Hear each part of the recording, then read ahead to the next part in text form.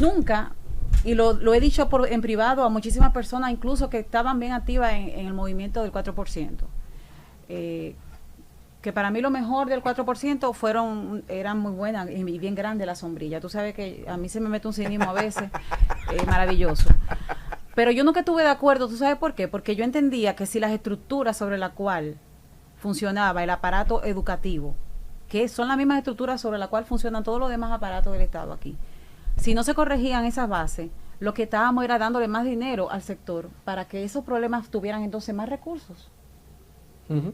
Entonces construimos escuelas mal hechas, contratamos, y tú sabes que el escándalo de la OISOE se desprende un poco por ahí. Ingenieros contratando ingenieros, pagándole, ingenieros metiéndose en deuda para cumplir. Eso fue una cosa, pero eso ya es un tema muy largo y muy grueso. Entonces, si tú me dices que el 4% lo vamos a destinar a capacitar nuestro personal docente para trabajar esos índices de lo que tú hablabas, que estamos siempre... El otro día vi una noticia que había un joven que salió número 1 en matemáticas, no sé. Para mí eso no, una excepción. Para mí eso no es representativo de la educación dominicana. Eso fue él. Claro, por supuesto. Aquel nació aquí, perfecto, es dominicano, pero eso a mí no me hace sentir orgullosa porque eso fue él. Ahora no, sí, la educación dominicana. No fue la educación no el sistema. No. Si tú me dices, me mejoraste el personal docente, concomitantemente con eso vamos a corregir las fallas que tenemos en el área de estructura.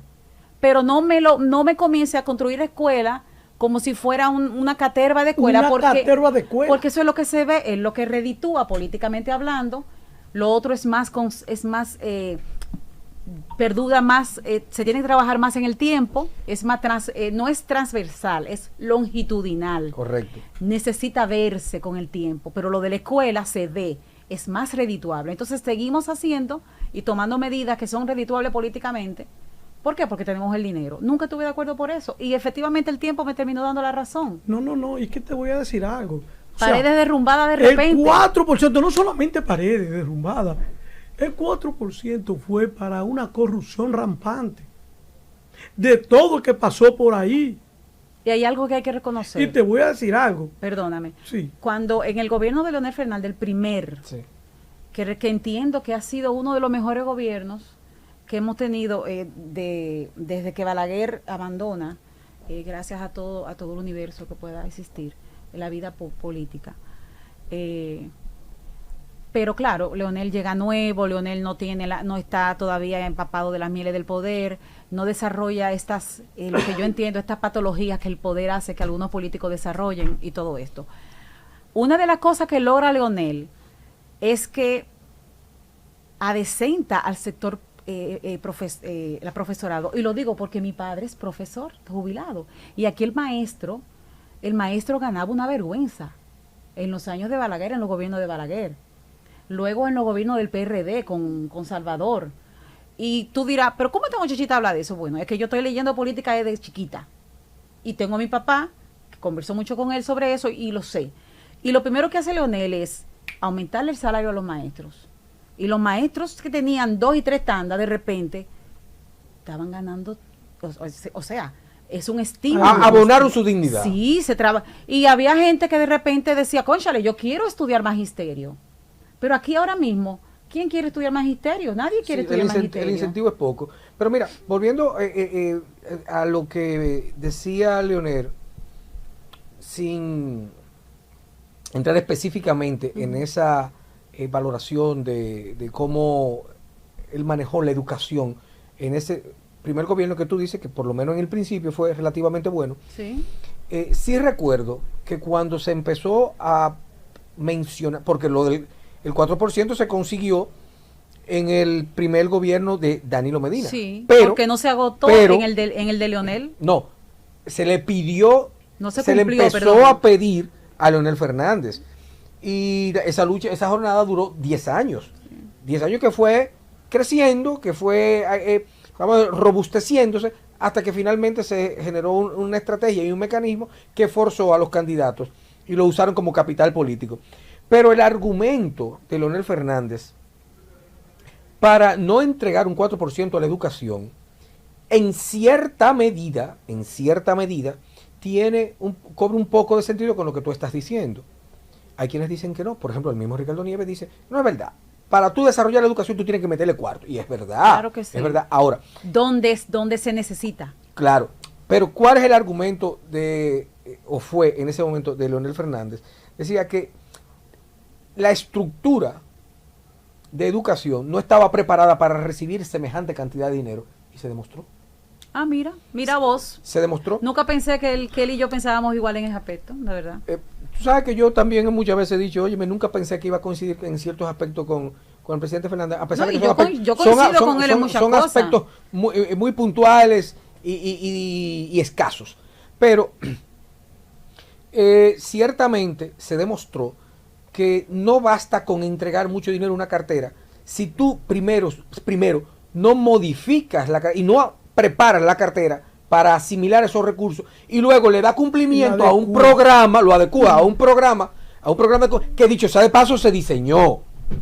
Ahí está la iniciativa democrática para la educación de calidad que se llama IDEC, que fue digamos, la estructura que se diseñó para darle continuidad a la ejecución del presupuesto del 4%.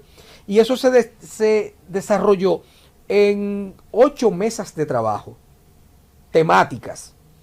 Y una de ellas, la mesa número 8, de la que yo formé parte en asesoría en su principio, era la que se dedicaba de analizar y desarrollar la política de construcción. La mesa 8. Cuando hablas de construcción, ¿te refieres a los edificaciones? Okay. Edificaciones. Vale. Donde se iban a diseñar el tipo de planteles que son necesarios. ¿Y dónde era necesario? Porque sabemos de comunidades donde los niños duran 2 horas caminando. Todo lo relativo a la adecuación de la planta física para el desarrollo de un sistema educativo de estos tiempos, en lo que ya había recursos. Ahí comenzaron los problemas, porque los diseños inclusive fueron sumamente vulnerados en la discusión. O sea, el diseño que terminó desarrollándose, ejecutándose, no se corresponde con las sugerencias de los excelentes técnicos que se contrataron, o no se contrataron, corrijo, perdónenme, que formaron parte de esas mesas de manera voluntaria para aportar su conocimiento para un buen resultado. Pero una pregunta, Jamiri, disculpa. Déjame concluir esta parte brevemente. Vale. Y en la política del IDEC se consignó que el primer año, oye bien, el primer año, el 80% del presupuesto iba a estar dirigido a la política de edificaciones, porque no habían edificaciones, y eso tomaba un tiempo. Ahora, se iba a ir desmontando en los años subsiguientes. Ya el segundo año solamente se le iba a asignar, me parece que un 60% o un 50%, y así al cuarto año ya era solamente un 20%, y el 80% iba a las otras áreas, específicamente lo que tiene que ver con la sostenibilidad del sistema.